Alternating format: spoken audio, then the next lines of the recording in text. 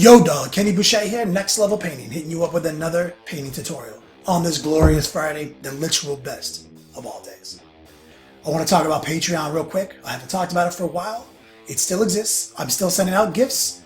I've been sending out stickers, signed stuff, some collectible stuff, but real quick, I want to fulfill some shout outs here. I want to shout out Jay, Tim, Daniel, Angus, Rusty, Jody, and Craig. Thank you guys for being true OG patrons of Next Level Painting. Today's episode, we're going to go into part 2 of painting the Lychguard. These guys are really fun. We did a lot of cool base work in the last episode, but now we're going to start jumping into washes, edge highlighting, and of course that lightning effect that everyone was probably waiting for. Without further ado, let's jump right into this thing.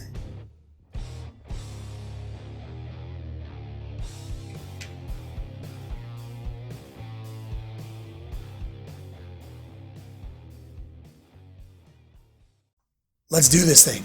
Jumping into painting Necron Lychguard Part 2. And we're going to start right off by hitting those halberds. I'm going to come in and use an ancient next level painting trick. We're going to paint these blades black.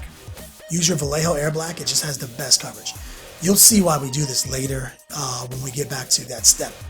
But this is the assembly line process. Paint those halberds black on every single one of your Lychguard. Check. Next, paint the shafts of these halberds with a neutral gray. I'm using the exact same gray that I started painting this whole project with.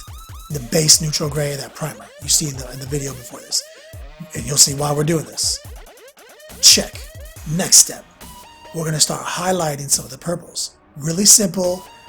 Don't go crazy here because we are going to wash it and then come back and tighten up those highlights. So just want to go in there and bang out a couple of quick highlights using a pink or literally, if you're using purple, find a brighter purple. I'm using amethyst purple here, I believe, from the Reaper series. Any of these techniques can be used on any colors. If you need a color list, I may be able to provide you with one if you email me. So now that we've gone through and we've done the same thing in all the models, we've gotten those highlights clutch on those chest pieces, on those, I want to call them cock robes. I don't know what they're called. We're going to come through and we're going to grab some wash. And you're going to just start laying that wash down. Thick coverage. Now here is the super secret next level painting trick. These are glazes, GW glazes. This is Gillian blue mixed with the bloodletter red. Glazes are like washes but brighter. I like them a lot for these bright colors.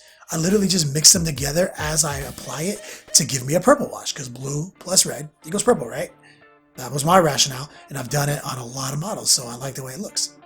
So lay down these GW glazes, go through, come in hot, get the coverage that you require, let them all dry. Here they are. They've all been done. They're all dry. You can see they're coming out very crisp. Let me show you another angle real quick.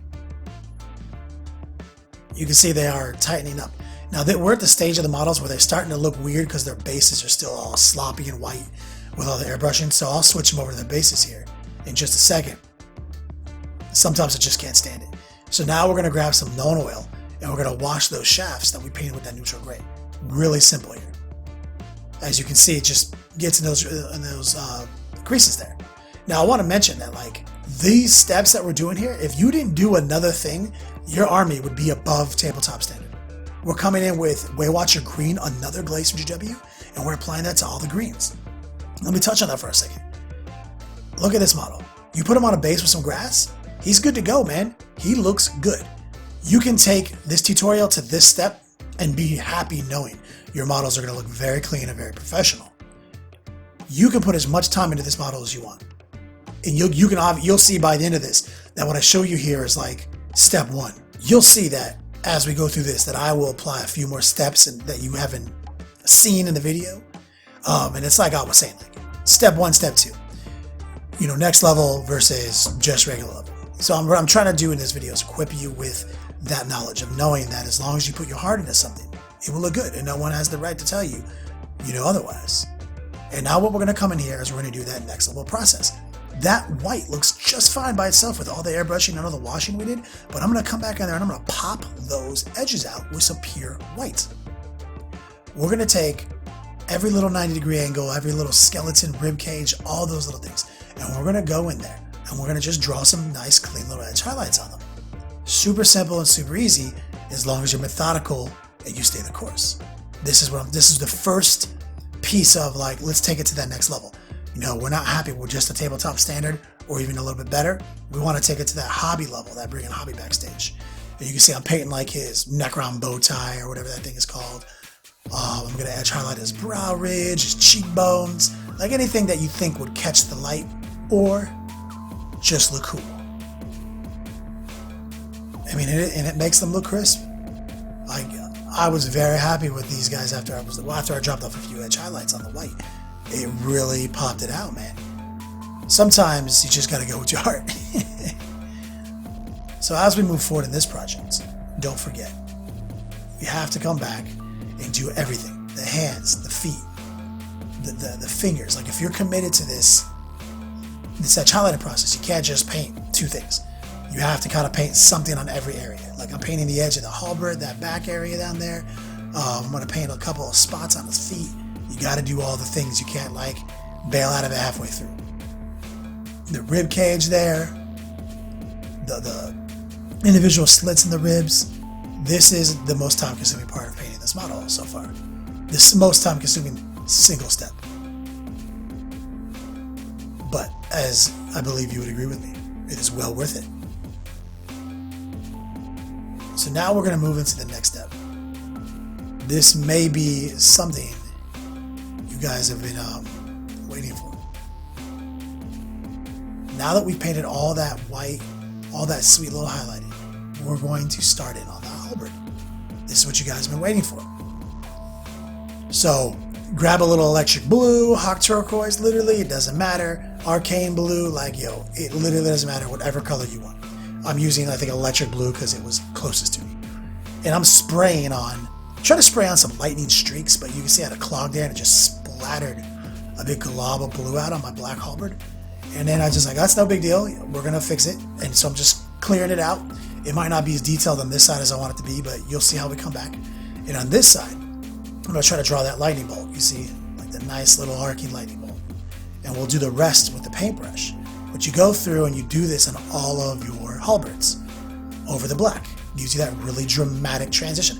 You want to make sure that there's enough water in the paint and that you keep the tip clear, because you don't want to speckle that extreme contrast all over that black, because black will show through if you don't get it nice.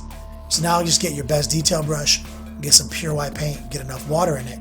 And the first few lines you draw, be exploratory, but the first few lines can be kind of thick because there's a lot of tricks that you can do here. You can draw them thick. Then you can do the airbrush stage that we just did again and kind of wipe out the lightning bolts and then do them again. That's what I do. What I'm showing you here in this video is I'm just showing you like how to get it done first time. We sprayed it with the airbrush and we're just by hand drawing some lightning bolt streaks in here. You can see we're just making like kind of a branching tree. You know, maybe we're like the most amount of airbrush splatter wise is kind of the focal point of all the trees to kind of just make some sense on like why we put so much blue in that one spot, you know? And you can see it's starting to look like exactly like one of those power weapons you see in the you know, Grey Knight book, or you know, any cool little power weapon that GW has in their books with the lightning effects, you know. And we've done a crossfade effect. You could combine these two. If you go back to my Night Titan video, you can see. But take a look at that. That lightning looks pretty fresh. As is, you would not be sad about that model. And that's what I'm talking about. This model is ready to go. But there's gonna be some secret tricks that I do to get it to that next level. I'm not gonna bother showing them here. If I get enough buzz over seeing some of those tricks, I'll make another video on just how to do power weapons, because this was just one piece of painting these Lychguard. And you can even see here, when we come up into the gallery, you'll see the power weapons look fantastic compared to what I just showed you. Anyway, thanks for checking out this video.